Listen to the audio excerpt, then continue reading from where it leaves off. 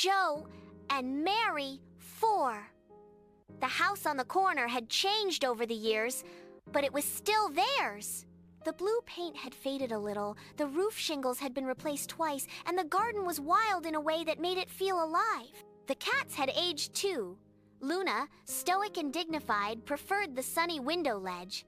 Milo, always the adventurer, had slowed down but still demanded attention when he wanted it. Misty, now gray around her muzzle, had grown impossibly wise, watching everything with careful eyes. Joe and Mary had grown into a rhythm that only comes after decades of living together. Their mornings were quiet rituals.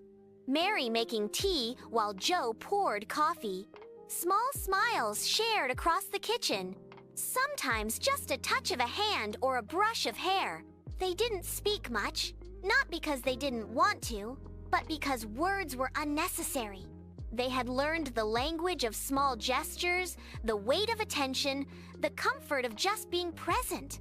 Their granddaughter, Clara, became a constant source of delight. She was bold, curious, and insistent, a whirlwind of energy that reminded them of the early days with Emma. Clara would drag them into her games, demand stories, pull them out into the yard to watch butterflies, or insist on helping feed the cats. Sometimes she climbed onto their laps with a book in hand, and Joe would read aloud while Mary brushed her hair, the cats curling around their feet like tiny approving spectators. There were challenges too. Mary's knees ached more these days, and Joe's back reminded him of every heavy box he had ever lifted. Sometimes they would sit quietly, letting the other rest while thinking about the life they'd shared. Illness came slowly but persistently. Mary had a scare with her heart one winter. Joe had a minor stroke that left him weaker on his left side. Yet, through every setback, they adapted. Joe learned to ask for help. Mary learned to rest without guilt. And they both learned that love wasn't just passion or romance. It was endurance, patience, and care. They celebrated milestones in quiet, meaningful ways. Birthdays became weeks-long celebrations with family visits, shared meals, and laughter echoing through the house. Anniversaries were small pilgrimages down memory lane. Walks past the old shop where they first met, visits to the shelter where Mary had spent decades rescuing cats, afternoons spent on the porch drinking coffee and watching the sun dip behind the trees. Each year, the rituals grew, layered with memory and meaning, rich with a sense of continuity. The cats, now elderly, remained central to their lives. Luna no longer climbed onto counters but liked to lie by the window and watch the world. Milo, stubborn as ever, would still chase a toy or sneak into laps uninvited. Misty had become the overseer of the household, inspecting every new visitor, watching over the grandchildren with a quiet authority. Their presence tied Joe and Mary to the past, to the life they had built together, and to the gentle, unspoken constancy that had always been there.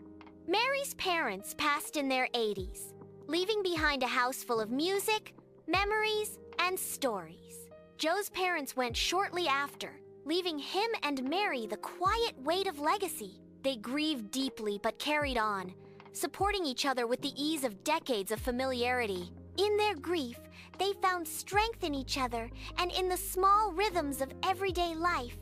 The brushing of a cat's fur, the scent of freshly baked bread, the hum of the old radio in the living room. Emma and her family were a constant presence. Clara grew up surrounded by the love and lessons of Joe and Mary, learning patience, kindness, and resilience from the couple who had raised her mother. The family gathered every holiday, sometimes spilling into neighboring houses, with children running through the halls, cats scampering underfoot, laughter bouncing off the walls. These gatherings became a living testament to the life Joe and Mary had built, a home of warmth, care, and enduring love. As the years went on, Joe and Mary slowed even further.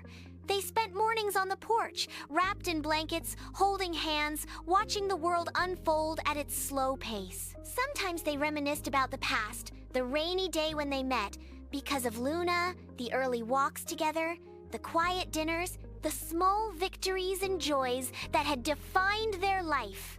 Sometimes they simply sat, feeling the weight of all the years and the comfort of knowing they had lived them together. One particularly golden autumn afternoon, Mary turned to Joe. "We've really done it, haven't we?" she said. Her voice was soft, lined with age, but full of certainty. Joe smiled, tracing the lines of her hand. "Yeah," he said, "every small thing, every day." And in that moment, the life they had built, the love, the family, the home, the legacy of kindness, felt whole. Eventually, the house grew quieter.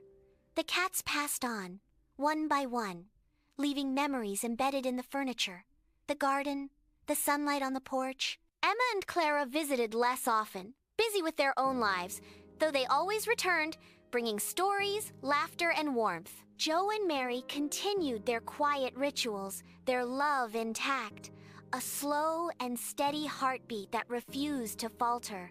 In their final days, they were never apart. They held hands, spoke in soft whispers, shared small meals, and remembered the long journey that had carried them here. When the time came for them to leave this life, it was together, as they had lived quietly, patiently, and with unwavering devotion. Their family carried on their legacy. Clara told stories of her grandparents to her own children, passing down the lessons of patience, kindness, and enduring love. The house remained, full of echoes. The soft creak of the porch, the laughter of children, the scent of baked bread, the memory of cats sunning themselves in the windows. Joe and Mary's love endured not in grand gestures, not in perfection, but in the constancy of showing up for each other, day after day, year after year. In the rhythm of life shared, they had found a kind of immortality. In the hearts of those who loved them, their story lived on, a testament to the quiet power of a life, fully, deeply, and tenderly lived together.